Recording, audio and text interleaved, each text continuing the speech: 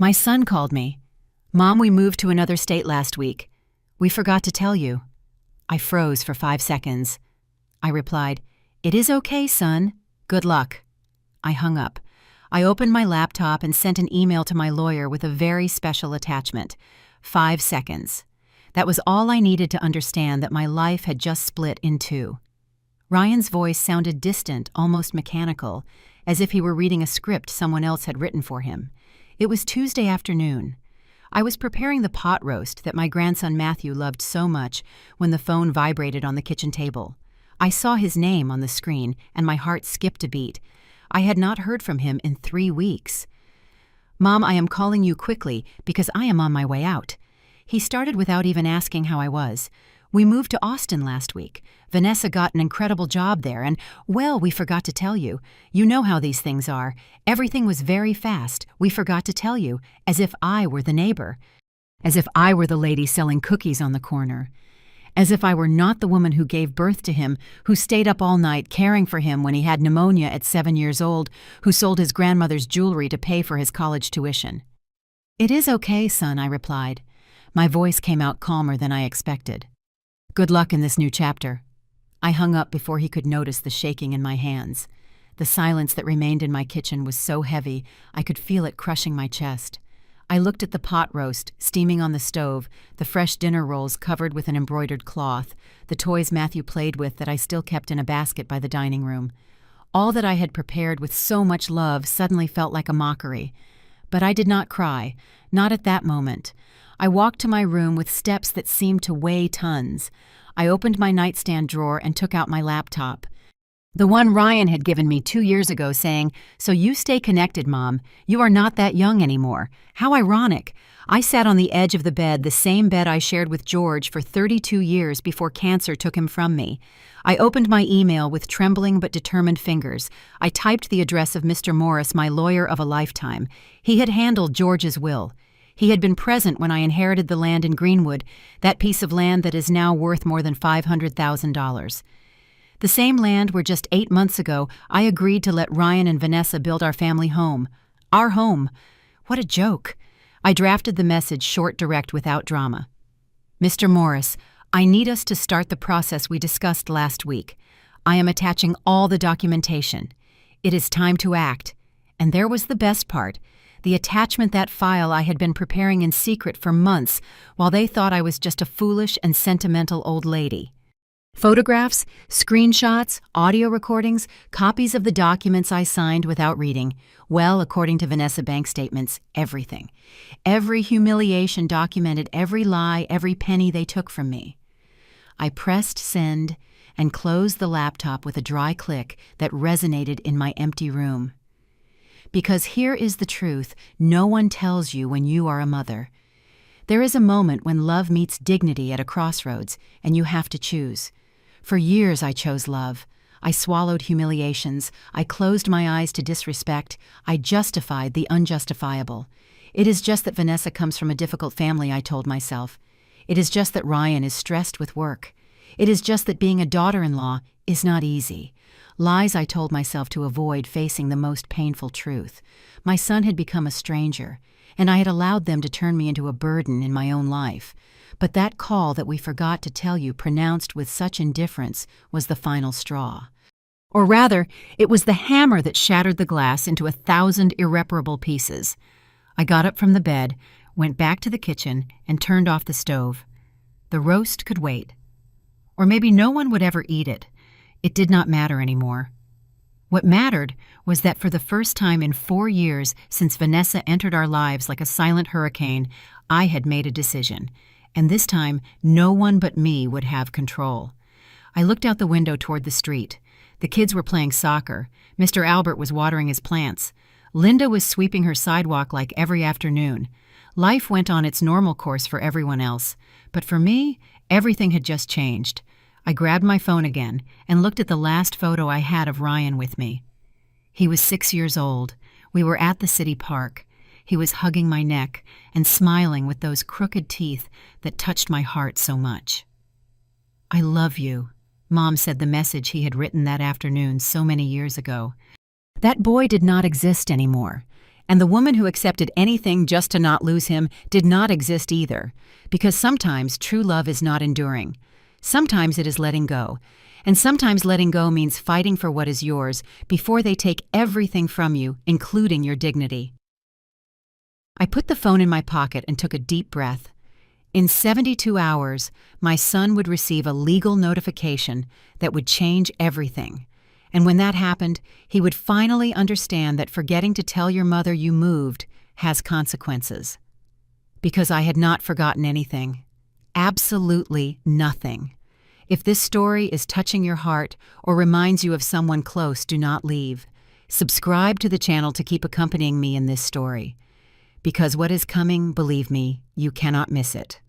4 years ago, when Ryan called to tell me he wanted to introduce me to someone special, I felt that emotion only a mother can understand. My son, my only son, had finally found someone who made him happy after so much time focused only on his job as an engineer. It was a Sunday in October. I had prepared my special lasagna, Ryan's favorite dish since he was a child. I set the table with the linen tablecloth George gave me on our 15th anniversary. I took out the good china. I even bought fresh flowers for the centerpiece. I wanted everything to be perfect. When the doorbell rang, I dried my hands on my apron and opened the door with a huge smile. Vanessa was almost 5'7". She wore very high heels that made her look even more imposing, and she was wearing a wine-colored suit that screamed money. Her brown hair fell perfectly over her shoulders. Her makeup was flawless. She was beautiful, I could not deny that. But there was something in her eyes, something I could not decipher at that moment.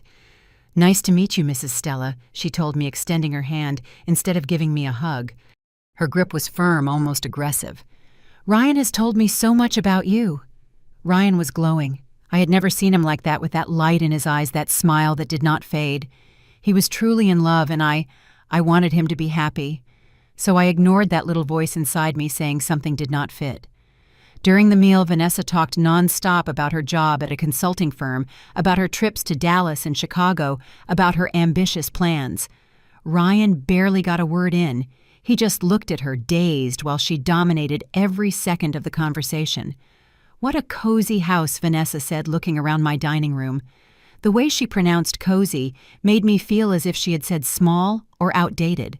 Ryan told me, "You have been here almost 30 years. 32, I corrected, trying to keep a kind tone. "I grew up here. My son grew up here. This house has history." Of course. History is important," she replied with a smile that did not reach her eyes. "Although sometimes you have to know when it is time to move on, right? That was the first sign." But I let it pass. The following months were a whirlwind. Ryan visited me less and less. Before he spent Sundays with me, he helped me with house repairs. We talked for hours, drinking coffee. Now everything was excuses. Vanessa wants us to go to that new restaurant. We have plans with friends. Her family invited us to the Hamptons. Her family, as if his did not exist. In February, 6 months after meeting her, Ryan called me excited. "Mom, I proposed to Vanessa, and she said yes. We are getting married in August. 6 months of dating. 6 months to decide to spend the rest of your life with someone. Do you not think it is very fast, son?" I dared to ask. "You are barely getting to know her." "Mom, when you find the right person, you know it. You and Dad got married pretty fast, too." Right. He was right about that. George and I had married a year after meeting. But it was different. Or so I wanted to believe. The wedding was in an elegant garden in the city. Vanessa wanted everything perfect, everything controlled. I offered to help with the expenses. After all, I was the mother of the groom. "Do not worry, Mrs. Stella." Vanessa told me with that condescending smile. "My parents already covered everything. You just relax and enjoy." I felt like a guest at my own son's wedding. During the ceremony, when the priest asked if anyone had any objection, a thought crossed my mind. But I pushed it back very deep. Ryan looked so happy, so complete. Who was I to ruin that? After the wedding, things changed faster. Ryan and Vanessa moved to an apartment downtown. A nice place, modern, but extremely expensive. When I went to visit them for the first time, Vanessa opened the door with a tense smile. Mrs. Stella, what a surprise. Ryan did not tell me you were coming. I called him in the morning. He told me to come over, I replied, carrying a container with the stew I had cooked for them. Oh, yes. Well, come in. Although I would have preferred we coordinated before you know to have the house presentable. The house was spotless. Too spotless. Like a showroom, not like a home. That visit lasted 20 minutes. Vanessa had an important conference and I understood her job was very demanding. 3 months later, on his 34th birthday, Ryan did not answer my calls. I called him 5 times. Nothing. I sent him messages. Nothing. I spent the whole afternoon looking at the chocolate cake I had baked for him, seeing it there intact, mocking me. The next day, I received a brief message. Sorry, Mom, I forgot. Vanessa organized a surprise party with her friends, and I disconnected from the phone. He forgot. His birthday. The day I brought him into the world after 18 hours of labor. That night, I cried for the first time. I cried hugging George's pocket watch, that watch he always carried, and that I now kept in my nightstand like a treasure. Oh, George, I whispered in the darkness of my room, what is happening to our son? But the worst had not arrived yet. I did not even imagine what Vanessa had planned, nor how she would use the mother's love I felt as a weapon against me. Because when December arrived and they invited me to spend Christmas with them, I thought things would improve. I thought maybe it was a matter of time for Vanessa to get used to me. How wrong I was. Christmas dinner was at Vanessa's parents' house in the hills, a mansion with 3 floors, a garden, and even a fountain. I arrived with my casseroles and my pies, proud to share our traditions. Vanessa's mom, Gabriella, received me with fake kindness. Oh, Mrs. Stella, you should not have bothered. Here we already have the dinner hired with a catering service. My food ended up in the kitchen, cornered among dirty dishes. During dinner, I was sitting at the end of the table, far from Ryan. I heard laughter, toasts, conversations I was not part of. At one moment, Vanessa raised her glass and said, I toast to this beautiful family that welcomed me to my in-laws who are no longer here, but who surely would be proud of Ryan. George was not there, but I was. I was there alive, present and visible. Ryan did not even correct his wife. He just toasted with a smile. That night, I returned home in a taxi alone while everyone kept celebrating. And there in the back seat of that car that smelled of pine and old cigarettes, I made a decision. I was not going to beg any more for a place in my son's life. If they wanted to push me away, let them try. But it would not be as easy as they believed. The following months were like watching someone die in slow motion. Every unanswered call, every excuse, every I will call you later. Mom that never arrived was like tearing a little piece of my soul.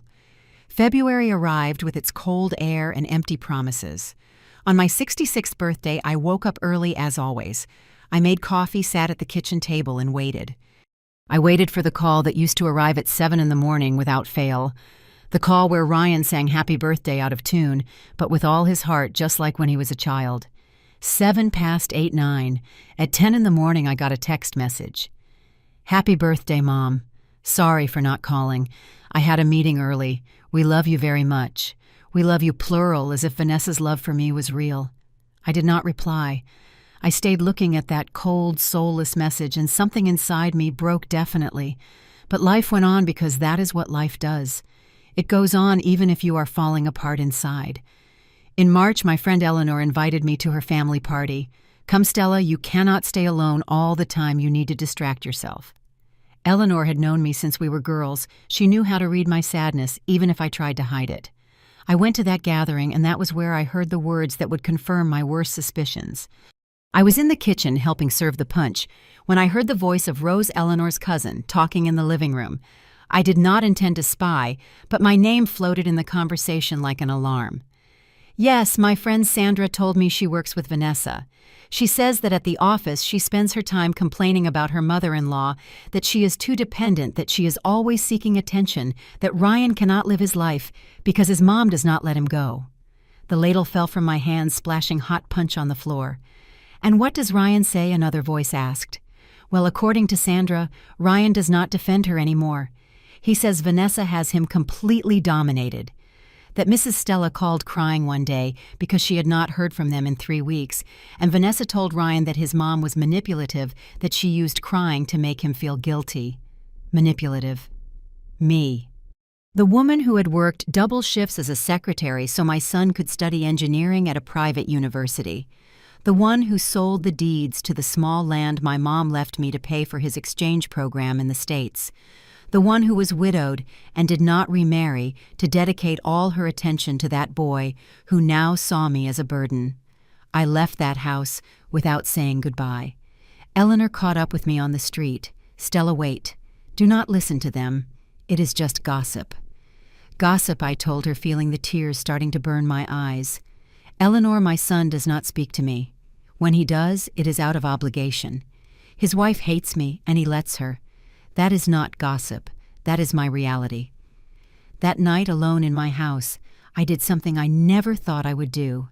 I opened Facebook and searched for Vanessa's profile. I did not usually go on social media, but I needed to understand. I needed to see what she showed the world. Her profile was full of photos. Her and Ryan at fancy restaurants. Her and Ryan at the beach. Her and Ryan at parties with friends. Perfect smiles, studied poses, cheesy captions about true love. I kept scrolling and found a Christmas photo, the same Christmas where I had been invisible in that mansion. In the photo appeared Vanessa Ryan and her parents. The caption said, "Christmas with family, blessed to have the best in-laws in the world." I did not exist. There was not even a mention, a comment, nothing. It was as if I had not been there, as if I did not exist. I closed the laptop with such force that the screen shook. My hands were sweating, and my heart was beating so fast I thought I would have a heart attack right there. But the worst arrived in April during the family lunch organized by George's sister, my sister-in-law Patty. It was her daughter's birthday, and we all gathered at her house. I arrived early, as always, to help with preparations. Ryan and Vanessa arrived 2 hours late. When they entered, Vanessa was wearing an ivory silk blouse that must have cost more than my rent for 2 months. Ryan carried a bottle of wine that probably was not cheap either. They looked elegant, successful, perfect. "Excuse the delay," Vanessa said with that smile I already knew so well. "We had a breakfast with investors. You know how business is." Patty gave them their place at the main table. I had to sit with distant cousins near the kitchen. During the meal, Vanessa monopolized all the attention.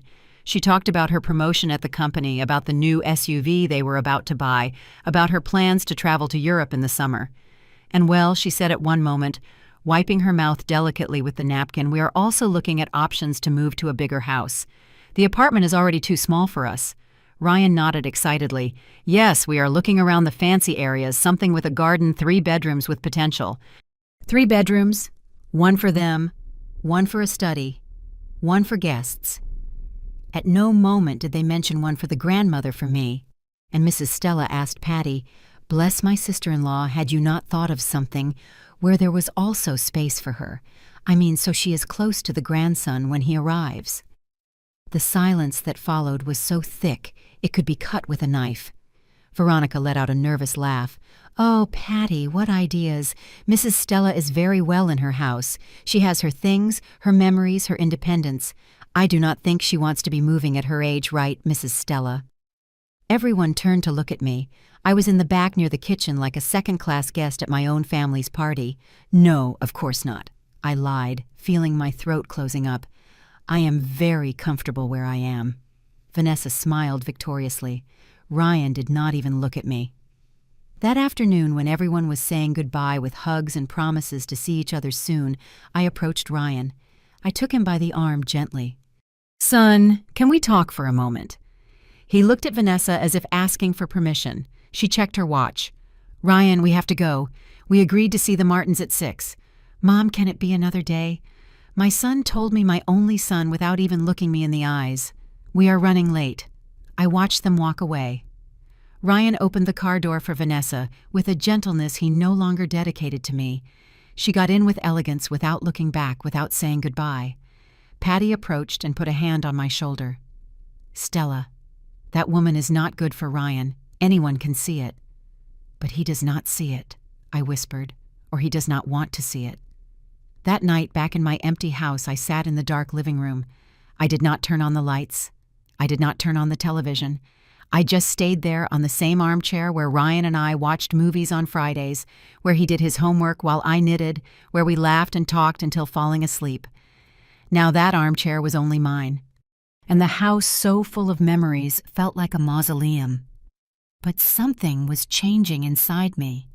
It was not only sadness. It was something darker, colder. It was the beginning of the end of my patience. Because one thing is to be ignored, another very different thing is to be erased. And Vanessa was erasing me line by line from my son's life. What she did not know is that I still had ink, and I was about to write my own ending. May arrived with its suffocating heat and with a call that would change everything. It was Saturday morning. I was watering the patio plants when the phone rang. Ryan. My heart gave a silly, hopeful jump, as if it were the first time he called me in months. Mom, how are you? His voice sounded strangely animated, almost forced. We have not talked in a long time. 3 months. 3 exact months since the last time we had a real conversation. Here, son, doing the same old things. That is good, that is good. Hey, Mom, Vanessa and I want to stop by to see you this afternoon. We have something important to tell you, something that is going to make you very happy. Something important. How ironic. When something really important had happened in my life, like when I had gallbladder surgery last year, he was not there. He arrived at the hospital when I was already in recovery with a bouquet of withered flowers he had clearly bought at the gas station. Sure, son, I will wait for you. I hung up, and a strange sensation ran through my body. It was not excitement. It was something more like a premonition that intuition mothers develop after years of knowing our children. I spent the afternoon cooking. I made iced tea, cut fruit, made potato tacos. Part of me still wanted to please him, still sought his approval as if he were that 7-year-old boy who hugged me and told me I made the best food in the world. They arrived at 5 in the afternoon. Vanessa wore a beige dress, dark glasses she did not take off until entering the house, and that smile I had already learned to decipher, fake, calculating, dangerous. Mrs. Stella, your house looks so nice, she said, looking around as if it were the first time she came when she had been there at least 10 times. It has a very traditional charm. Traditional. Another elegant way of saying old, outdated. We sat in the living room. Ryan was nervous, restless, avoiding my gaze. Vanessa, on the other hand, was relaxed in total control of the situation. Mom, we have wonderful news. Ryan began, finally looking at me. His eyes shone, but I could not distinguish if it was happiness or something else. Vanessa is pregnant. You are going to be a grandma. The world stopped for a second. Grandma. I was going to be a grandma, a grandson, the continuation of George, of me, of our family. Tears sprang without permission. I got up to hug Ryan, but Vanessa stood in between, extending her hand formally, as if we were business partners. Thank you, Mrs. Stella. We are very excited. I sat down again, wiping my tears with the back of my hand, trying to process the information. But that is not all, continued, Vanessa crossing her legs elegantly. We also want to share with you our future plans. Ryan and I have been thinking a lot about what kind of life we want to give our baby. Here it came. I felt it in the air in the way Vanessa leaned forward and how Ryan looked at the floor. The apartment where we live is too small to raise a child. We need space, a garden, a place where he can grow safe and happy. You are right, I said without understanding yet where this was going. You could look for a house to rent while you save to buy something of your own. Vanessa let out a little laugh that gave me goosebumps. Well, Mrs. Stella, actually, we came to propose something much better, something that would benefit us all. Ryan finally spoke. Mom, we have thought about your land, the one in Greenwood, the one Dad left you. My land. The land George bought 20 years ago with his life savings. The land that had increased in value year after year because the area became one of the most sought after in the city. 6,000 square feet in a privileged location. My heritage, my security. What about my land, I asked, feeling my mouth go dry. Well, Vanessa took the word as if it were her conversation, her decision. The truth is, at your age, Mrs. Stella maintaining a land of that size is complicated. You have to pay property taxes, services, and you are not even using it. It is there empty without any purpose. It is my heritage, I replied, firmer than I expected. It is what George left me. Exactly, interrupted Ryan with that soft voice he used when he wanted to convince me of something. It is your heritage, Mom. But it could be so much more. We could build a beautiful house there, a big house, 2 stories with a garden, and you could live with us. We would be a real family as if we had not been one before, as if the last 4 years of distance and contempt were just my imagination. We would build everything with our savings, continued Vanessa. We have very good contacts with architects and builders. We would make something modern functional. And obviously we would have a special space for you, Mrs. Stella, your own bedroom with a bathroom so you have privacy, but are close to your grandson.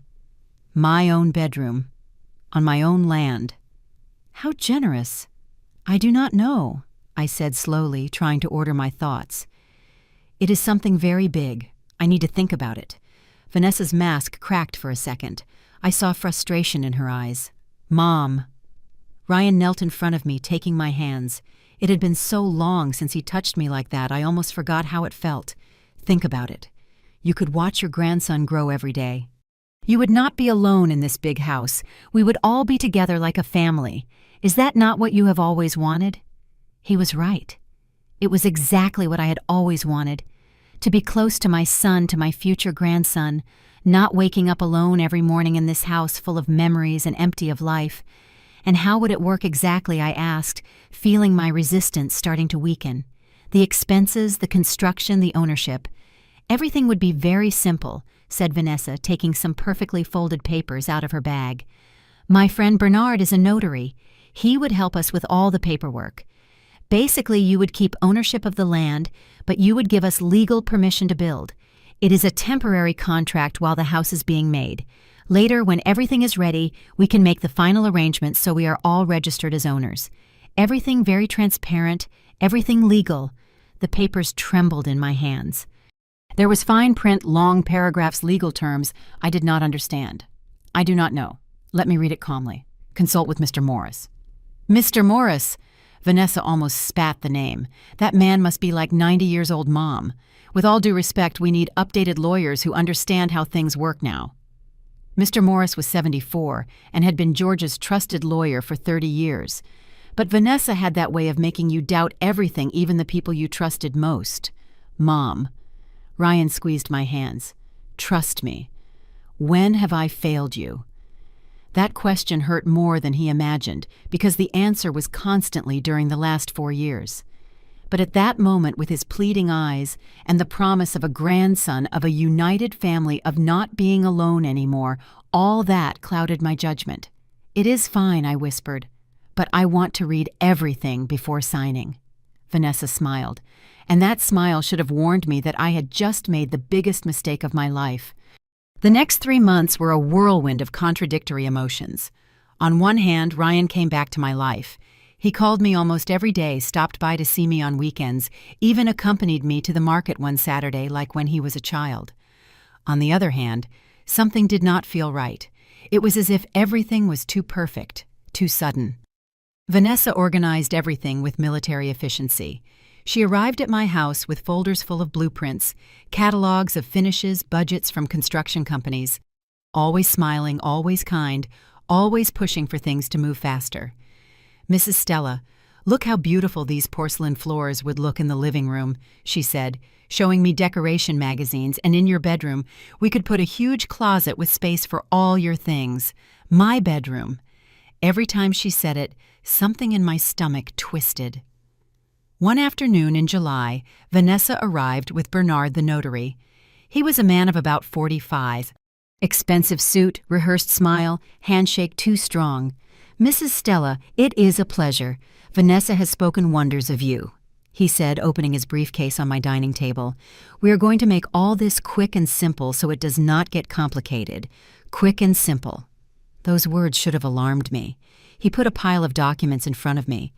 This is just a temporary authorization so your son can start construction on the land. You keep complete ownership. Do not worry. It is pure formality. And why can he not build without this paper, I asked, trying to understand. Bernard let out a condescending laugh. Oh, ma'am, it is just that the bank does not lend money for construction if the one requesting the credit does not have some document showing their right to build on the land. It is simple bureaucracy, nothing to worry about.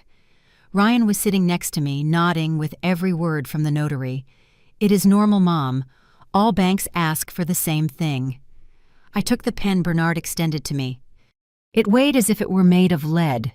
I looked at my son, searching his eyes for some sign of doubt, of warning. I only saw excitement, hope, that light that had been off for years. I signed. 1, 2, 3 sheets, my full name on every dotted line. Perfect, said Bernard, putting away the papers quickly. In 2 weeks we would have the credit approved and could start construction. They kept their word.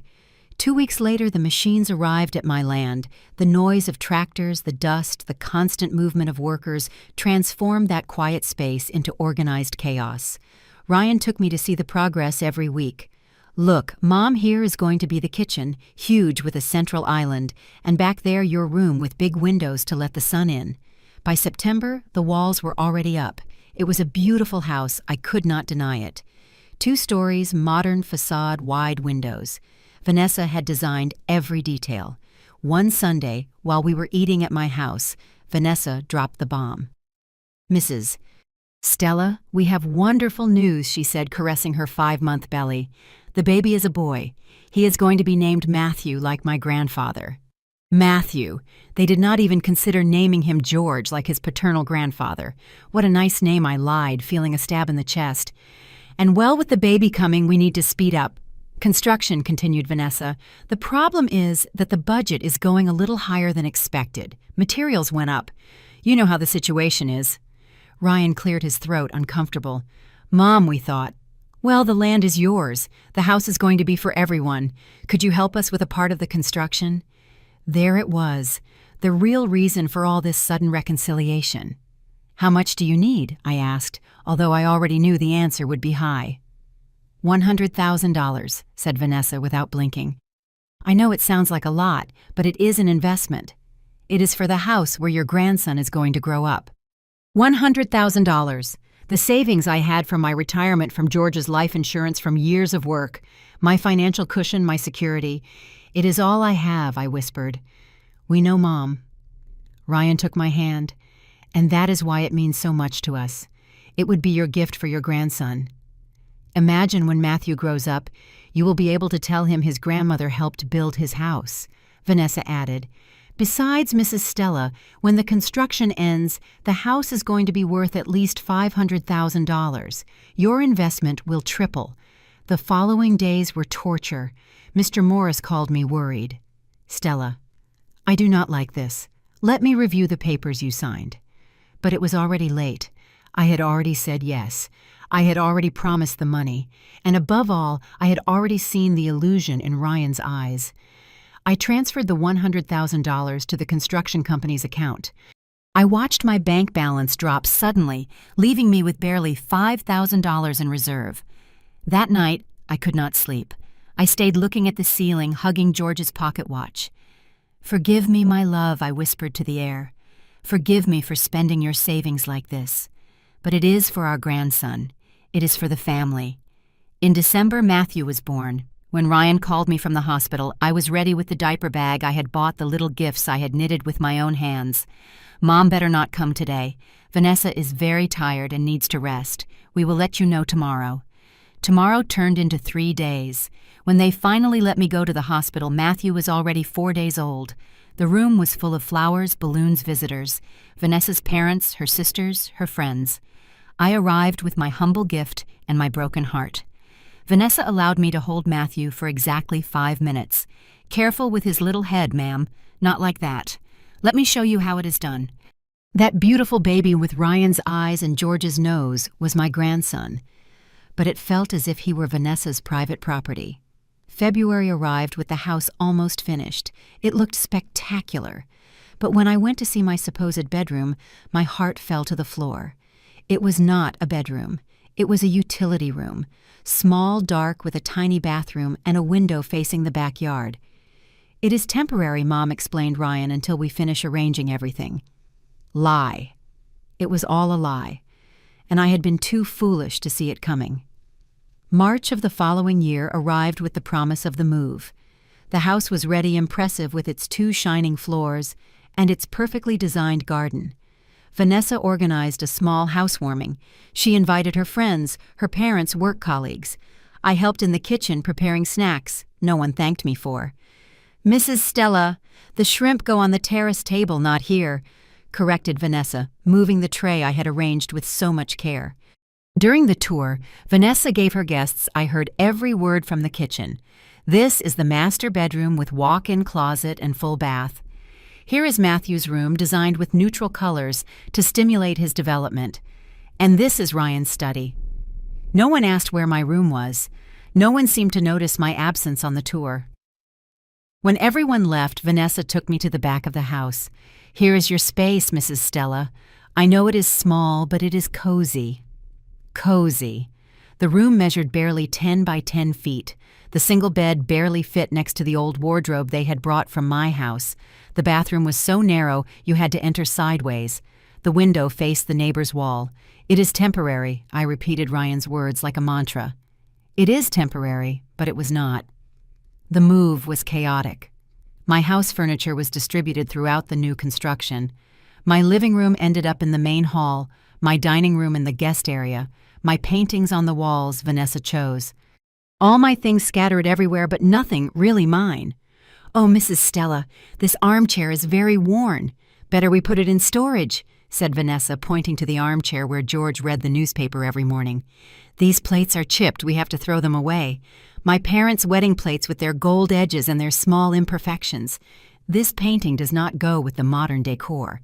The painting Ryan painted for me in elementary school, his first self-portrait, my entire life, being discarded piece by piece. The rules arrived in the second week. Vanessa called them coexistence agreements and wrote them on a sheet she stuck to the refrigerator with a magnet. Kitchen hours, 7 to 8 a.m. and 6 to 7 p.m. Outside these hours, please do not use the stove. No visitors without warning 24 hours in advance. Laundry days, Tuesdays and Fridays. Maximum 2 loads. Forbidden to enter Matthew's bedroom without authorization. I read that list feeling humiliation burning my cheeks. Forbidden to enter my own grandson's room. They are just to organize ourselves better, explained Ryan when I complained. Living together requires limits, Mom. Do not take it personal. How not to take it personal when they were treating me like an employee on my own land? The humiliations became daily. One Tuesday, Vanessa entered my room without knocking. Mrs. Stella. Did you use my shampoo? She asked with crossed arms. No, I have my own. Well, because yesterday it was full and today it is half empty, and since you are the only one who enters the upstairs bathroom when you clean. I tell you I did not use it, Vanessa. It is fine, it is fine. I am just saying if you need something you can ask. You do not have to take things that are not yours. She was accusing me of being a thief on my own land with my own money invested in every inch of that house. Even worse was the day I wanted to hold Matthew. The baby was crying in his stroller in the living room. I was nearby folding clothes. I took him in my arms, rocking him gently as I had rocked Ryan 34 years ago. Vanessa came down the stairs running. What are you doing, Mrs. Stella? Nothing, I was just calming him down. I have told you 1,000 times not to hold him without washing your hands first. The bacteria, ma'am. The bacteria. She snatched Matthew from my arms as if I were a threat, as if I were a dangerous stranger. I washed my hands. I lied, feeling tears wanting to come out. No, you did not. I saw you. You were folding clothes, and then you touched him. Please be more careful with my son. My grandson. Not her son, my grandson. May brought another surprise. We were having dinner, one of the few moments where the 3 of us shared the table. Mrs. Stella, we need to talk about something important, began Vanessa, wiping her mouth delicately. Ryan stopped eating, looking at his plate. The truth is, house expenses are very high: water, electricity, gas, property tax. Everything went up a lot. I can help, I offered. I have my pension. Yes, well, precisely, that is what we wanted to talk about. We believe it would be fair for you to contribute with a proportional part of the expenses. Sure, no problem. How much? Vanessa slid a paper across the table. It was a detailed list: electricity, water, gas, internet, property tax, maintenance.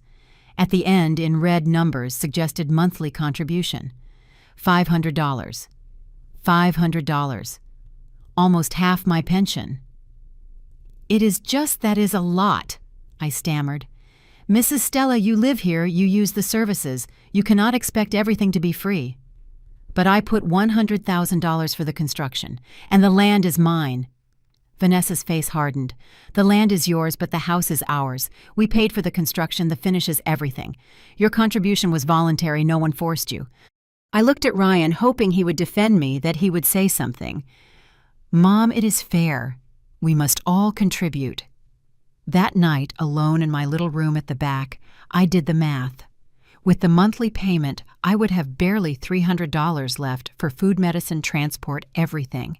And I still needed to pay for medical insurance. I sat on the edge of the bed and took George's watch from the nightstand drawer. "They are robbing me, my love," I whispered to the watch. "They are robbing my money, my dignity, my grandson, and I do not know how to stop them."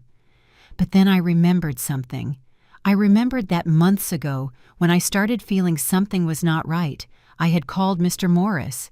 He had insisted on reviewing the papers.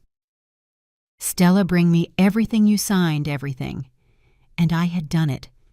I had brought him copies of every document. I got up from the bed and searched in the bottom of my closet for the shoebox where I kept important papers. There was Mr. Morris's card and a note he himself had written.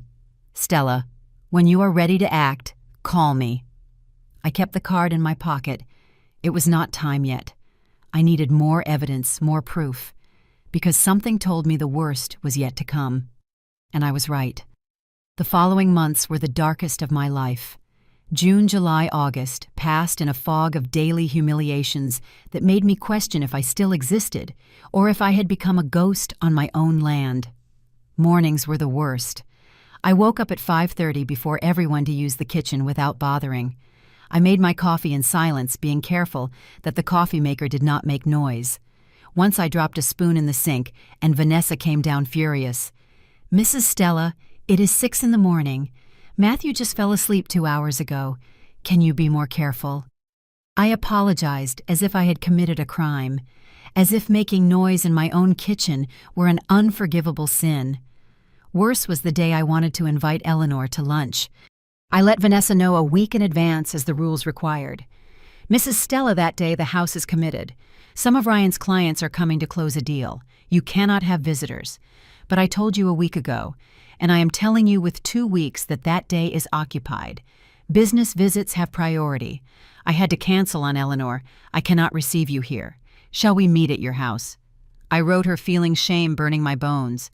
"Stella, what is happening?" she asked me on the phone. "That house is on your land. How can you not receive visitors?" I did not know what to answer, because explaining it out loud would make it all too real, too pathetic. In July, my sister Connie came from out of state to visit me. I had not seen her for 2 years. When she arrived and saw where they had relegated me, her eyes filled with tears. "Stella, this is a utility room. What did they do to you?" "It is temporary." I lied again. That lie I did not even believe anymore. During her 3-day visit, Connie saw everything. She saw how Vanessa spoke to me with that condescending tone. She saw how Ryan ignored me when his wife was present. She saw how they forbid me from holding Matthew without supervision. "That baby is your grandson, Stella. You have rights. I do not want to cause problems. Matthew is Vanessa's son. She decides. Matthew is your son's son, and you are his grandmother. React, sister. They are trampling on you." But I remained paralyzed. I kept believing that if I behaved well, if I obeyed all the absurd rules, eventually things would improve. August brought the drop that almost overflowed the glass. Vanessa found a lipstick mark on a towel. "Mrs. Stella, did you use the white towels in the guest bathroom?" "No, I have mine." "Well, someone used them and stained them. And since you clean the bathrooms." "It was not me, Vanessa." "Well, someone has to replace those towels. The set cost $80. I am going to deduct $20 from your next payment. My next payment. As if I were an employee. as if the $500 I already paid monthly were not enough humiliation. That night, I called Mr. Morris from my room with the door closed and speaking in whispers. "Mr. Morris, I need to know exactly what I signed. I need to know if I can do something. Stella." "I have been waiting for you. Come tomorrow to the office. I have information you need to know." The next day, I invented that I had a doctor's appointment. I took the subway downtown. I walked the 3 blocks to the old building where Mr. Morris had his office for 40 years. He received me with a fatherly hug. He offered me coffee, made me sit down. Then he took out a thick folder. "Stella, what I'm going to tell you, you are not going to like, but you need to know it." My heart started beating faster. "The papers you signed were not a temporary authorization. It was a transfer of construction rights. Basically, you gave Ryan and Vanessa the legal right to build on your land and register the construction in their name." The world started spinning. What does that mean? It means the house, although it is on your land, legally belongs to them. If they wanted, they could sue you for land use and force you to pay rent to live there. But Bernard said it was temporary, that I would keep ownership. Bernard lied. Or worse, he knew exactly what he was doing. I have investigated that notary. He has several lawsuits for real estate fraud. He is a close friend of Vanessa. They work together regularly. Tears began falling uncontrollably. "Mr. Morris, I invested $100,000. It is all I had. I know Stella, and there is more. I investigated Vanessa's finances. She has debt for $50,000 on credit cards. She is being sued by 2 banks. That woman is desperate for money. Everything started making sense. The convenient pregnancy, Ryan's sudden interest, the fast construction, the constant pressure. What can I do?" I asked, wiping my tears. "We can sue. We have grounds for fraud to recover your investment to fight for ownership. But I need you to bring me more evidence, recordings, messages, documents, everything you can get." I left that office turned into another person. I was no longer the naive grandmother who believed in her son's good intentions. I was a woman who had just understood she had been scammed by her own family. I bought a small recorder at a downtown stall. $40 that hurt to spend, but I knew were an investment. Back home, or what was left of it, Vanessa was waiting for me at the door. "Where were you, Mrs. Stella? I looked for you all afternoon. Matthew was crying, and I needed you to watch him while I worked. I had a medical appointment, I told you. Well, next time, leave your phone on. I called you like 10 times. I checked my phone. There was no missed call." That night in my room, I activated the recorder and hid it in my robe pocket. From that moment, every conversation, every humiliation, every absurd order was recorded. September arrived with the rent collection. Vanessa called me to the living room. "Mrs. Stella, the $500 monthly is no longer enough. Services went up. Starting this month, it will be $800. $800 more than half my pension. I cannot pay that, Vanessa. Then we will have to look for other alternatives. Maybe it is time you look for a cheaper place to live." The recorder in my pocket captured every word, every veiled threat, every attempt to get me off my own land. And I kept gathering evidence. I remained the obedient old lady who caused no problems, because now I had a plan. Now I knew exactly what I had to do. I was just waiting for the perfect moment to act. October found me transformed. On the outside, I was still the same submissive Stella, asking permission to use her own kitchen, bowing her head at every order from Vanessa. Inside, I was a woman on a mission, a woman documenting every injustice with the precision of a detective. The recorder became my best ally. I carried it in my robe pocket, in my grocery bag, hidden among the rags when I cleaned. Every conversation remained recorded, every humiliation, every threat, every lie. One afternoon, while I pretended to clean Ryan's study, I found something that froze my blood. On his desk, half hidden under some papers, was a bank document, a mortgage loan statement. I took out my phone with trembling hands and took a photo. The loan was for $200,000, the collateral my land, the guarantee the construction registered in Ryan and Vanessa's name. They had used my property to get into debt without my permission, without my knowledge. That night, I met again with Mr. Morris. I brought him the photographs, the recordings, everything. "Stella, this is fraud, major fraud. They used your property as collateral without your consent. And the loan. What was it for?" Mr. Morris investigated. 2 days later, he called me with the answer. The money was used to pay Vanessa's debts and to buy the new SUV they have. It was not for the construction. You paid for the construction with your $100,000. I sat on a park bench where no one could hear my conversation. The world spun around me while I processed the information. "I also discovered something else," continued Mr. Morris. "Bernard the notary was disbarred from the Notary Association 3 months ago. The documents you signed do not have full legal validity. There are irregularities. What does that mean? It means we can fight and we can win. But we need to act soon before they try to legalize something else or sell the property. Sell. Can they do that? With the fraudulent documents they have, they could try. I have seen cases like this. That is why we need to move now, Stella. I spent the following weeks preparing myself. Mr. Morris drafted the lawsuit. Real estate fraud, illegal use of property as collateral, document forgery, dispossession. We gathered all the evidence, the recordings, the photographs, the bank statements, testimonies from Eleanor and Connie. We also investigated Vanessa deeper. Mr. Morris hired a private investigator. What we discovered was devastating. Vanessa had 2 credit cards maxed out. She owed $50,000, as Mr. Morris had said, but she also had a judgment for fraud from a previous company where she worked. She had falsified invoices. They had fired and sued her. Ryan knew nothing of this. My son had married a professional liar and did not even know it. One night in November, while we were eating, Vanessa dropped another bomb. "Mrs. Stella Ryan and I have been thinking. This living arrangement is not working." Ryan looked at his plate, unable to meet my eyes. "We believe it would be better for everyone if you looked for your own space, a small apartment close to here. That way we would maintain our independence but stay in touch." The recorder in my pocket captured every word. "But this is my land," I said softly without getting upset. "Yes, but the house is ours and living all together is generating friction. You deserve your peace, Mrs. Stella. We can help you with the rent of a place the first few months while you settle." They wanted me out. They wanted my land, my investment, my heritage, and they wanted to throw me out like you throw out old furniture that is no longer useful. "Let me think about it," I said, getting up from the table. In my room, I dialed Mr. Morris. "It is time. Prepare everything. I want to act next week." "Are you sure, Stella?" "Completely sure." The following days were the hardest of my life. Continuing to fake normality, knowing what was coming. Seeing Ryan play with Matthew, knowing that in days our relationship would change forever. Part of me still loved my son, still wanted to believe he was a victim of Vanessa, that she had manipulated him. But another part, the part that had awakened after months of humiliations, knew the truth.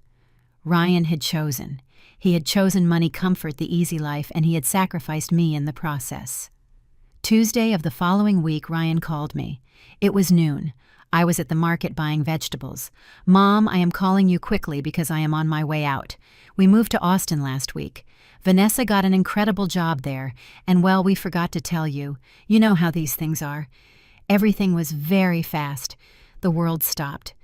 The lady at the vegetable stand was charging me, but I did not hear her. I only heard those words. We forgot to tell you. They had moved. With my grandson, with my $100,000 invested with my mortgaged land, and they had forgotten to tell me." "It is okay, son," I replied with a calm I did not feel. "Good luck in this new chapter." I hung up. I left the vegetables there without buying. I walked straight home. I went up to my room. I closed the door. I opened my laptop. I had bought it at a nearby cyber cafe, paying in cash, so Vanessa would not know I had one. I entered my email. I drafted the message to Mr. Morris. "It is time. Let us start everything today. I am attaching the last recordings." I pressed send. Then I did something else. I entered the family WhatsApp group, the one where my sisters-in-law, my cousins, my sister were. I wrote a long, detailed message. I told them everything. The scam, the fraud, the humiliations, Vanessa's debts, the illegal loan. I attached photos of the documents. I pressed send and turned off the phone. I sat on the edge of my bed. I hugged George's watch. It is done, my love. I got tired of being the fool. I got tired of allowing them to trample me. Now comes my turn. In 72 hours, Ryan would receive a legal summons, an order to freeze accounts, a lawsuit for fraud that could take him to jail. And when that happened, he would finally understand that forgetting your mother has consequences. Because I had not forgotten anything. And now, finally, it was time to collect. That night, I did not sleep.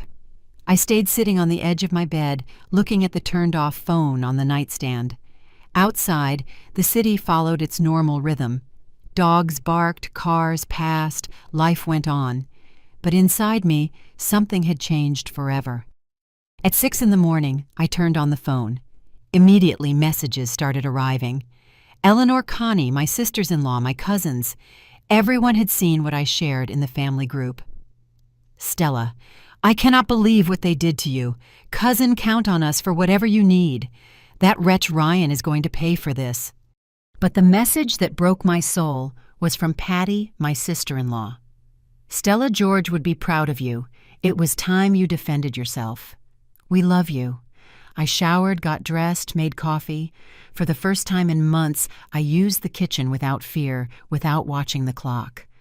After all, there was no one left to bother. The house was empty. Ryan and Vanessa had left without saying goodbye, like thieves in the night.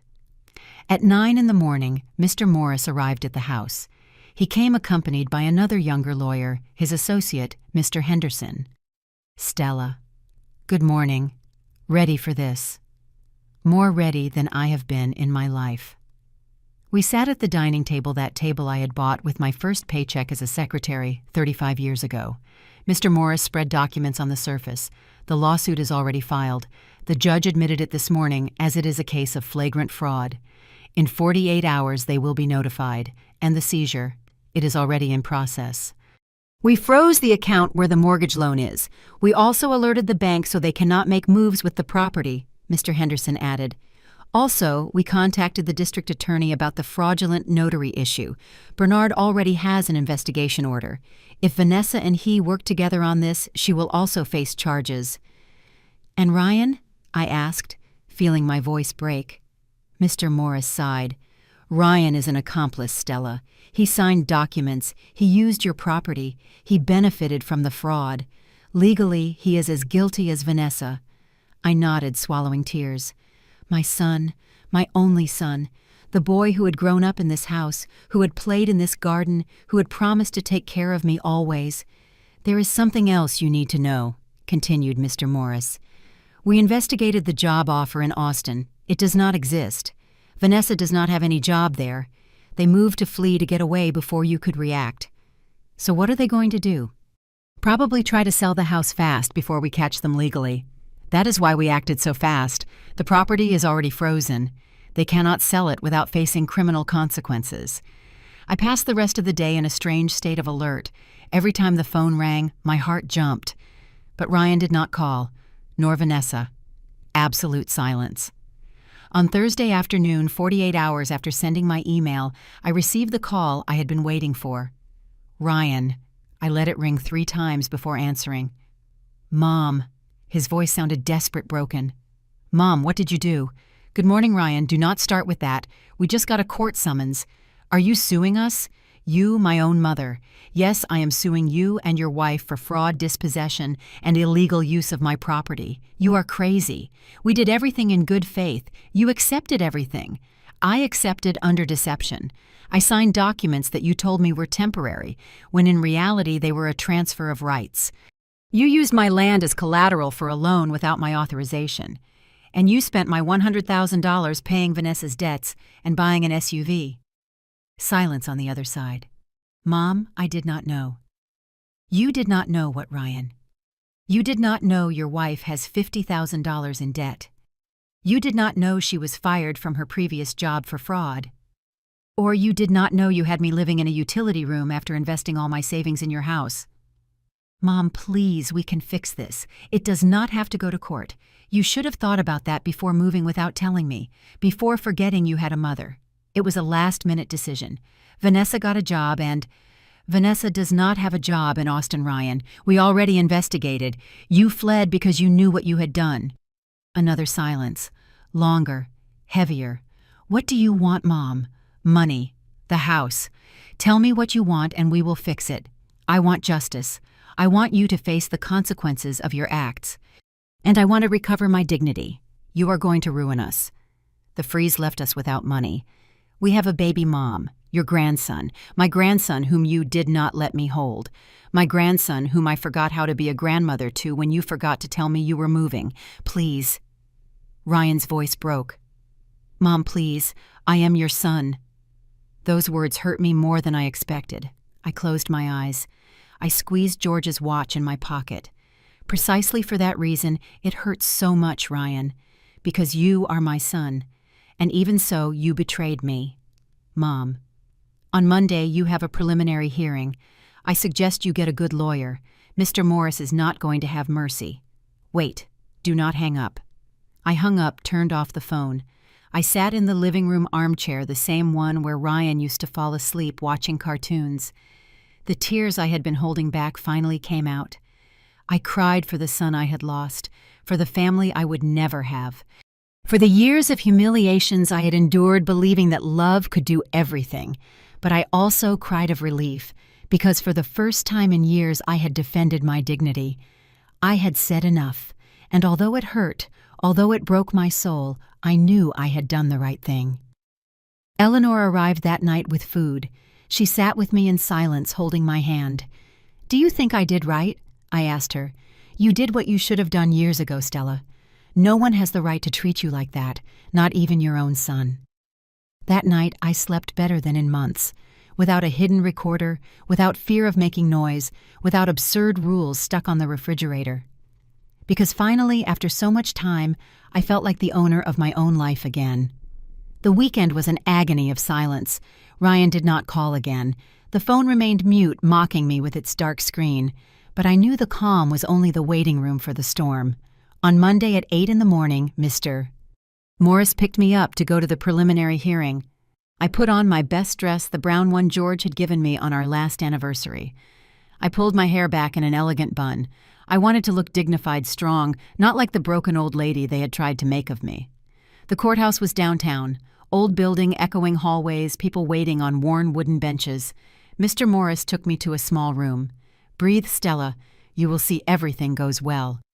At 9 o'clock sharp, we entered the courtroom, and there they were, Ryan in a suit having dark circles haggard, Vanessa in a discreet black dress, hair tied back, minimal makeup.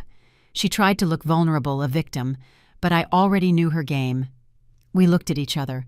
Ryan looked down immediately. Vanessa held my gaze with pure hate without disguise. The judge entered and began the hearing. He read the charges.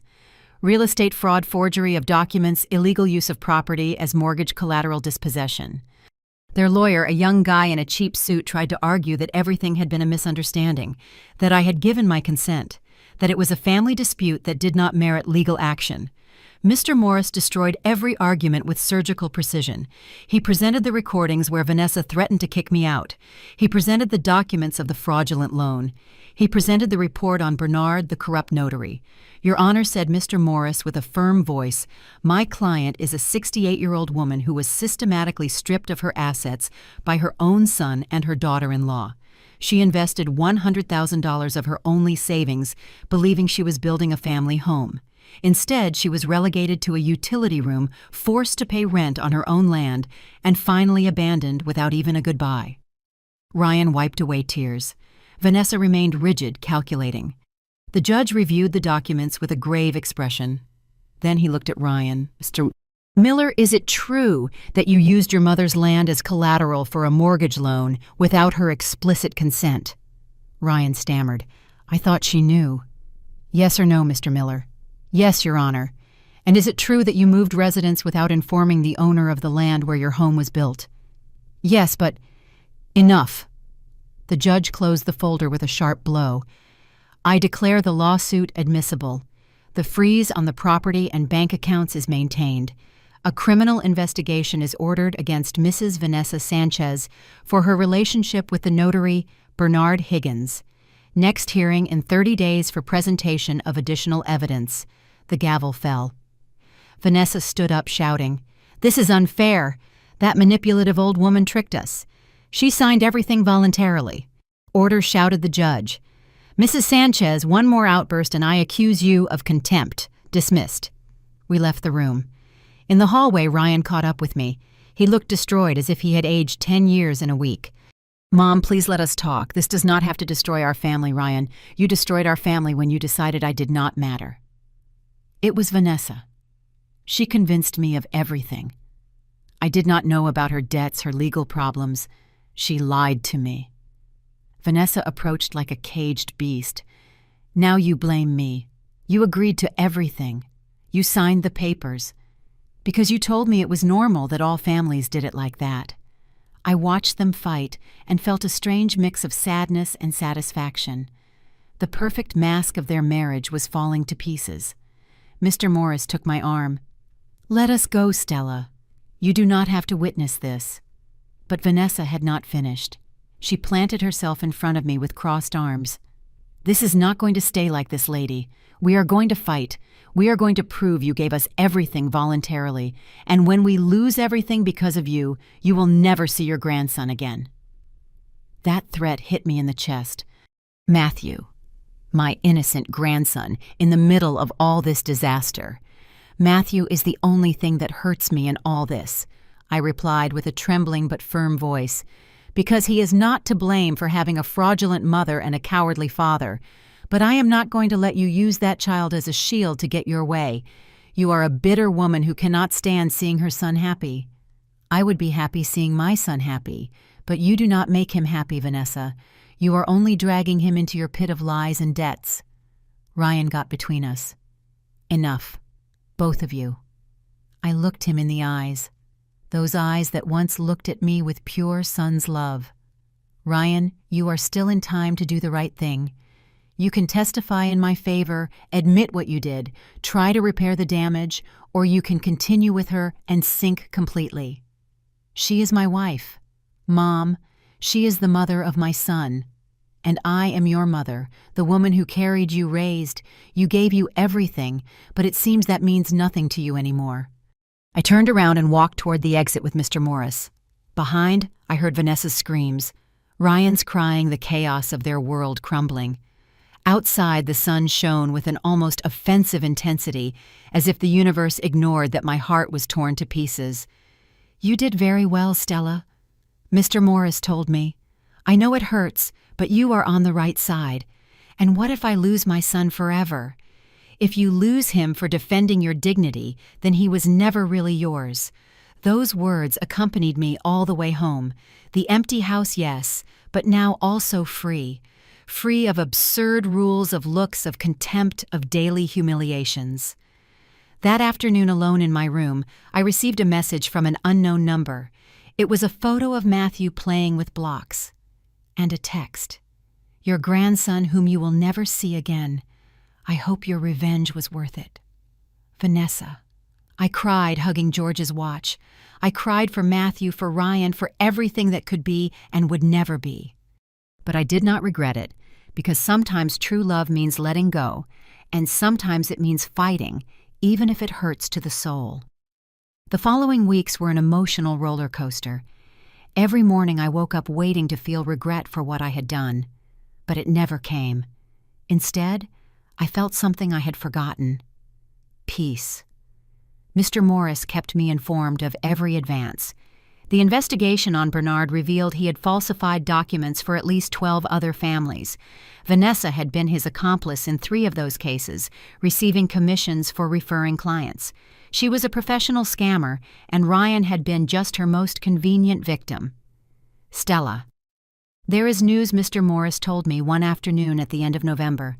Ryan wants to talk to you, without lawyers, without Vanessa, just you two." My first instinct was to refuse, but something in me, that part that was still a mother, needed to hear him. We met at a neutral coffee shop, one of those impersonal places full of people who did not know us. Ryan arrived 15 minutes late. He had a beard of several days, deep circles under his eyes, a wrinkled suit. He looked destroyed. He sat in front of me, saying nothing for a long minute. He just looked at me as if he were seeing a ghost. "Mom," I started, but his voice broke. "Speak, Ryan, that is what you came for. You were right about everything. Vanessa lied to me from the beginning. The debts, the previous frauds, her relationship with Bernard, nothing she told me was true. And when did you realize?" 2 weeks ago. I found emails between her and Bernard. They planned everything before we even met. She investigated me, Mom. She knew about the land you inherited from Dad before I mentioned it to her. She looked for me on purpose. Those words should have given me satisfaction, but I only felt sadness. Sadness for my son, so naive, so manipulated. And Matthew. Ryan's eyes filled with tears. "Vanessa is using him. She threatens not to let me see him if I testify in your favor. She says she will say I am a negligent father, that I let you mistreat our son. Me. Mistreat Matthew, when she barely let me hold him. I know, Mom, and I am sorry. I am sorry for everything. I am sorry for treating you how we treated you. I am sorry for robbing you. I am sorry for not defending you when she humiliated you. I am sorry." His voice got lost in sobs. Seeing my son cry broke my heart, but I was not going to give in. Not yet. "Ryan, apologies are fine, but I need more than words. I know. That is why I came. I am going to testify. I am going to tell the truth about everything. About how Vanessa planned everything. About the fraud. About how we treated you. I am going to face the consequences. And Vanessa. I already asked for a divorce. Mr. Morris referred me to a lawyer. I will fight for custody of Matthew, although I know it will be difficult." I reached my hand over the table and touched his. It was cold, trembling. "Son, you did terrible things. You hurt me in ways I did not know were possible. But you are still my son, and if you are willing to do the right thing to face the truth, then we can try to rebuild something. Do you forgive me? Forgiving you is going to take time. Trusting you again is going to take even more. But I am willing to try. As long as you understand one thing, I will never again allow myself to be treated as I was treated. I will never again be the convenient mother who accepts crumbs of attention. I do not want you to be that mom. I want you to be my mother. The strong woman who raised me. The one who taught me that doing the right thing sometimes hurts, but is necessary." 2 weeks later was the second hearing. This time Ryan sat on my side. His testimony was devastating. He told everything. How Vanessa manipulated him, how they planned to use the land, how they relegated me to the utility room, how they charged me rent. Vanessa looked at him with pure hate while he spoke. Her lawyer tried to discredit him, but the evidence was overwhelming. The emails between her and Bernard, the falsified documents, the testimonies of neighbors who had seen how they treated me. The judge listened to everything with an increasingly severe expression. When the statements ended, he took barely 5 minutes to deliberate. "I have seen many cases in my career, but this one is particularly painful," he began. A mother stripped by her own family, an elderly woman treated as a nuisance on her own property. Vanessa tried to interrupt, but her lawyer stopped her. "Therefore, I rule in favor of the plaintiff, Mrs. Stella Miller. Immediate return of the amount of $100,000 plus interest and damages is ordered. The mortgage loan is annulled as it was obtained through fraud. Ownership of the construction reverts to Mrs. Miller." Vanessa stood up screaming, "We do not have that money. It is impossible. Then the construction will be seized and auctioned. The proceeds of the sale will cover the debt. Furthermore, Mrs. Sanchez will face criminal charges for fraud." "And Mr. Miller?" Ryan tensed. "Mr. Miller has cooperated fully with justice and has shown genuine remorse. Therefore, he will not face criminal charges, but must pay a fine of $10,000 for his participation." The gavel fell. I had won. Outside the courthouse, Ryan hugged me. "Thank you for giving me a chance, Mom. Now you have to prove you deserve it." And he did. The following months were of slow reconstruction. Ryan moved to a small apartment. He fought for joint custody of Matthew and won. Every Sunday he came to visit me with my grandson. The house built on my land was auctioned. A young couple bought it for $350,000. After paying debts and legal costs, I had $150,000 left. With that money, I sold the entire land for $400,000. The total gave me $550,000.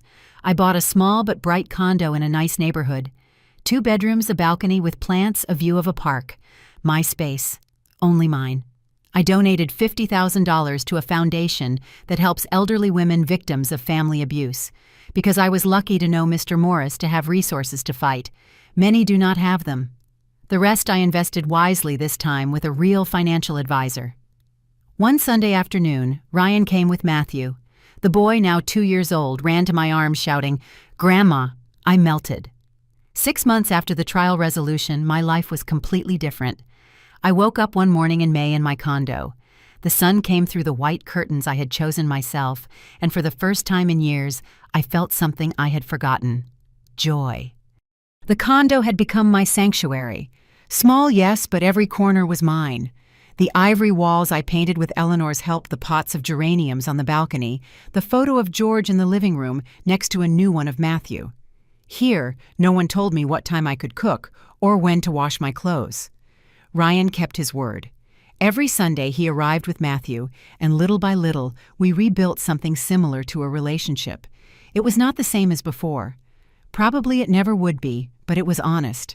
There were no longer masks nor convenient lies. "Mom, I brought your favorite dessert," he told me that Sunday, entering with a box of pastries from the bakery we used to visit when he was a child. Matthew ran straight to my arms. "Grandma, look at my dinosaur." I knelt to his height, forgetting for a moment my knees were no longer the same, and admired his toy with genuine interest. "It is beautiful, my love.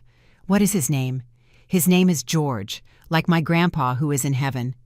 My eyes filled with tears. I looked at Ryan, who smiled with sadness. "I have been telling him about Dad," he explained, "about how he was, what he did, how he loved you. I want Matthew to know where he comes from." While Matthew played in the living room, Ryan and I sat on the balcony with coffee. "How are things with Vanessa?" I asked, not for curiosity, but because her situation affected my grandson. The divorce was finalized last week.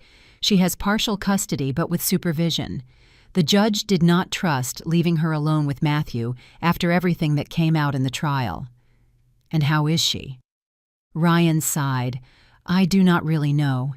She moved with her parents. She is facing charges for fraud together with Bernard. Her lawyer says they will probably give her a suspended sentence for being a first-time mother, but she will have a criminal record." "Do you hate her?" My son stood thinking for a long while. "No, I think I pity her. She is a person who never learned to live without deceiving. But she is no longer my problem. My priority now is Matthew and rebuilding my life, and with me." "How do you feel with me?" "Ashamed. Every day. Every time I see this condo and think it could have been bigger, more comfortable if we had not robbed you. Every time I see Matthew and think about how they forbade you to hold him." "Ryan." "No, let me finish. I was a terrible son. I chose a woman I had just met over the woman who gave me life. I allowed you to be treated like trash. And the worst is that part of me knew it was wrong, but it was easier to look the other way. And what did you learn from all this? That silence makes you an accomplice. That true love demands courage, and that you, Mom, are the strongest person I know." I took his hand. "I am not strong, son. I just got tired of being weak." That Sunday after they left, I stayed on the balcony watching the sunset. The city extended in front of me, millions of lives, millions of stories, and I was just one more. An older woman who almost lost everything but found the strength to recover her dignity. My phone rang. It was Patty, my sister-in-law. "Stella, did you see the newspaper today?" "No, why?" "There is an article about Bernard and other corrupt notaries. They mention your case. They say thanks to your complaint, 5 other families were encouraged to sue too." I searched for the article online.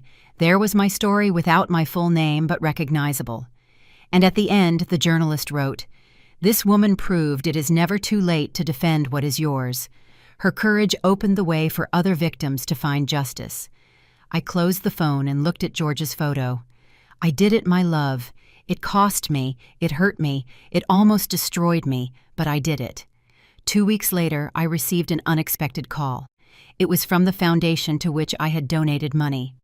"Mrs. Miller, we would like you to come give a talk." There are many women going through situations similar to yours. Your story could help them. At first I hesitated. I did not consider myself an example of anything. But then I thought of all the Stellas there were in the world. Those who were in that utility room, swallowing humiliations, believing that love means enduring everything. I accepted. The talk was at a community center in the city. There were 40 women, mostly over 50, all with stories of family abuse, dispossession, manipulation. When I finished telling my story, many were crying. A lady of about 70 approached afterwards. I have been living with my daughter and my son-in-law for 10 years. They treat me like a servant, but I thought that is how it had to be, that I had no choice. There is always a choice, I told her, taking her hands. Maybe it is not easy, maybe it hurts. But your dignity is worth more than the comfort of staying silent. Those words became my new purpose. I gave 3 more talks that year.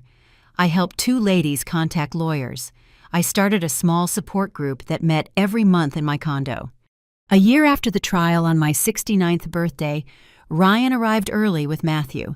"Happy birthday, Mom. I have something for you." He handed me a small box. Inside was a watch. Not just any watch. It was George's pocket watch, but now restored, shiny, working perfectly. "I know how much it means to you. I took it to repair. Now it works like new." I held it in my hands, listening to its constant tick-tock, and thought of all the road traveled. The losses, the battles, the small and big victories. "Thank you, son." "No, Mom. Thanks to you for not giving up, for teaching me that it is never too late to do the right thing." That night, alone again, but no longer lonely, I sat on my balcony with a cup of tea. The city shone below, full of possibilities. I thought of the Stella of 2 years ago, the one who lived in a utility room, asking permission to exist. And I thought of the Stella of now, the one who had her own space, her own voice, her own life. 18 months after the trial, I received a certified letter. The envelope was thick, official, with the Superior Court of Justice logo. For a moment, the old fear returned. Had Vanessa appealed? Was there some new problem? I opened the envelope with trembling hands, but it was not what I feared. It was a notification that the case had been closed permanently. Vanessa had been sentenced to 2 years of suspended prison and 5 years of probation for fraud. Bernard had received 4 effective years. Everything had ended officially. I called Mr. Morris immediately. "You saw it right," he told me with a satisfied voice. "Complete justice, Stella. It does not always happen like that. Mr. Morris, I have no way to thank you for everything you did for me." "Stella, I only did my job. You did the difficult part. You had the courage to defend yourself when it would have been easier to stay silent." That afternoon, I decided to do something I had been postponing. I went to the cemetery where George rested. I had not visited his grave for months, busy with my new life, with rebuilding everything I had lost. I cleaned the tombstone carefully. I changed the withered flowers for fresh gladioli, his favorites. I sat on the grass without caring about dirtying my skirt. "It is all over, my love," I told him in a low voice. I recovered our dignity. I recovered the value of what we built together. And although it cost me almost losing our son, I think in the end, I also recovered him. The wind blew softly, moving the leaves of the trees. I wanted to believe it was George telling me he was proud. I wish you could see Matthew. He looks so much like Ryan when he was a child. He has that same loud laugh, that same curiosity for everything. And he calls me Grandma with so much affection that sometimes I forget all the bad that happened. I stayed there an hour more telling him everything. The Sundays with Ryan, the talks at the community center, the women I had helped my condo that smelled of coffee and fresh flowers every morning. When I got up to leave, I left something next to the flowers. It was a photocopy of the final sentence. I wanted George to know in some way that I had fought for what he had left me. The next Sunday, Ryan arrived with news. "Mom, I got a promotion, regional manager. It is much more money, but also more responsibility." "Congratulations, son. Your dad would be proud. There is something else. With the raise, I want to start paying you. Not everything. Probably I can never compensate the $100,000, but I want to try. Ryan, I do not need Yes, you need. And I need to do it. Please let me try to repair even a part of the damage. I accepted, not because I needed the money, but because I understood it was part of his healing process. Every month, Ryan deposited $1,000 to me. It was not much for him with his new salary, but for me it represented something more valuable than money. It represented responsibility, maturity, redemption. In October, I turned 70. Ryan organized a surprise party in my condo. It was not big. There were no luxuries. Eleanor was there, my sister Connie, who traveled to see me, Patty with her daughters, some new neighbors who had become friends, and the women of the support group I had formed. Matthew ran toward me shouting, "Surprise, Grandma!" I helped pick the cake. It was chocolate, my favorite. Simple, but perfect. During the party, while I saw all those people who really loved me, who celebrated with me not out of obligation, but out of genuine affection, I understood something. I had won much more than I had lost. Yes, I had lost money. I had lost years of relationship with my son. I had lost the illusion of the perfect family. But I had won self-respect. I had won authenticity. I had won the certainty that I could survive, that I was stronger than I believed. At the end of the night, when everyone left, Ryan stayed helping me clean. "Mom, can I ask you something?" "Sure, son. Did you forgive me?" Really not just in words. I stopped leaving the plate I was washing. I looked him straight in the eyes. "Do you know what I learned from all this, Ryan? That forgiveness is not an event. It is a process. There are days when I see you with Matthew, and my heart fills with love, and I feel everything is behind. There are other days when I remember that utility room, and I still feel rage. I understand. But what I can tell you is that I chose to let go of resentment. Not for you, but for me, because carrying that weight was killing me. So yes, I have forgiven you. But forgiveness does not mean forgetting, it means remembering without pain." Ryan nodded with tears in his eyes. "That is all I can ask." That night after he left, I sat on my balcony like every night. But this time with George's watch in my hands, listening to its constant tick-tock. I thought of the Stella who answered that call almost 2 years ago, the one who heard we forgot to tell you and felt her world crumbling. That Stella was broken, lost, resigned. Now she was another, not better or worse, simply another. One who knew how to set limits. One who understood that self-love is not selfishness. One who had learned that sometimes you have to break everything to be able to rebuild better. The city shone in front of me with its millions of lights, its millions of stories, and I was just one more. But it was mine, completely mine. I closed my eyes and breathed deep. The fresh night air, the distant sound of traffic, the aroma of the gardenias on my balcony, all that was real, all that was mine, and for the first time in years, that was more than enough. 2.5 years after that call that changed my life, I found myself again sitting on my balcony, but this time with a notebook in my hands. One of the women from the support group had suggested I write my complete story.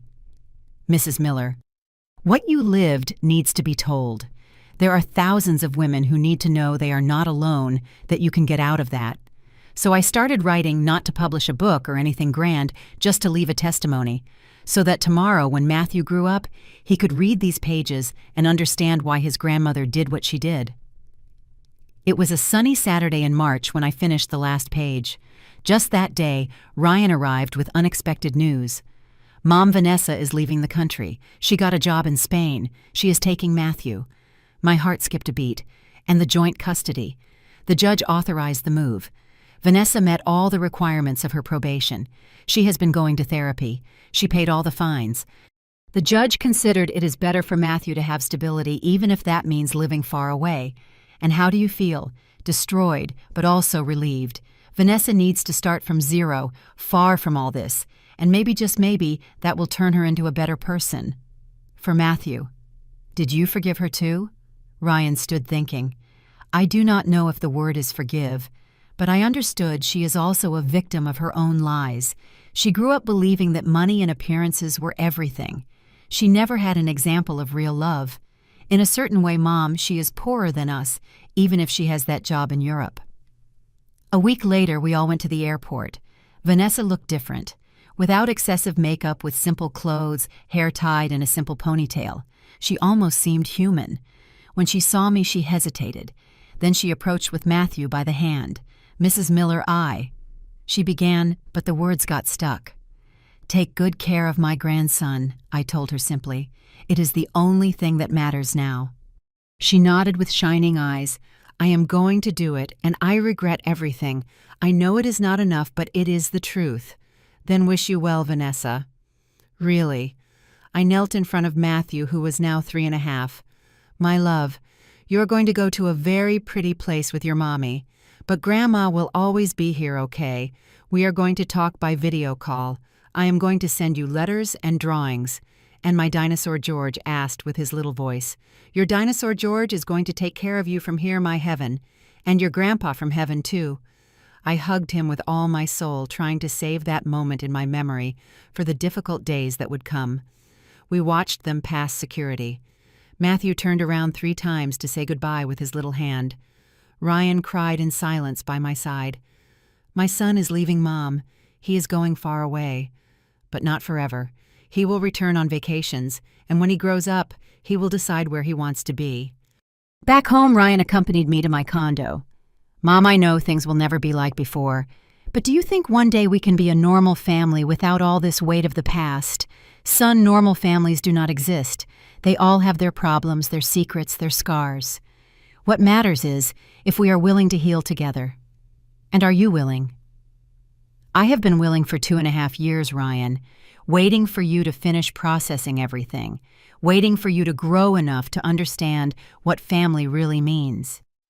That night, alone again, I opened the notebook where I had written my story. I read the last line I had written, and then I understood that freedom has a price, but dignity has no price. I thought of all the road traveled. In that Stella who lived in a utility room asking permission to exist in the one who opened her laptop and sent that email that changed everything, in the one who faced her son in a court, in the one who rebuilt her life from 0 at 68. Each of those Stellas was me, and all together had created the woman I was now. My phone vibrated. It was a message from one of the women in the support group, Rosa, who had found the courage to sue her family last week. "Mrs. Miller, thank you for teaching me that it is never too late to recover my life. Today, I started living again." I smiled. Maybe that was the real victory. Not the money recovered, nor the house, nor even the relationship rebuilt with Ryan. It was knowing that my pain had served for something, that my story could illuminate the path of other women trapped in the same darkness. I got up and walked toward the window. The city extended in front of me, alive, pulsating, full of stories like mine.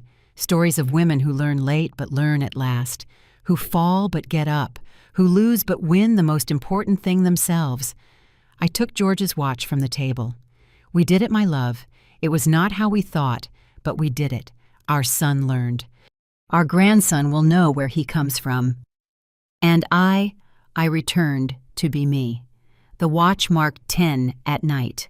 A new day would start in 2 hours, a new day where I would choose how to live, what to do, whom to be with, a new day of freedom, because in the end, that was what I had won.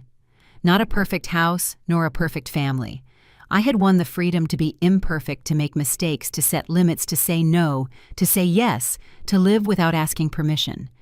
And that I discovered was the true wealth. Not what you possess, but what you do not allow them to take from you. Not what you inherit, but what you build with your own hands. Not what others think of you, but what you think of yourself. I closed the window and turned off the lights. Tomorrow would be another day, one more of this new life I had fought so hard to get. And while I got into bed in my small but mine condo in my space that smelled of coffee and gardenias, I smiled. Because finally, after so many years, I had returned home. Not to a house of bricks and cement, but to myself,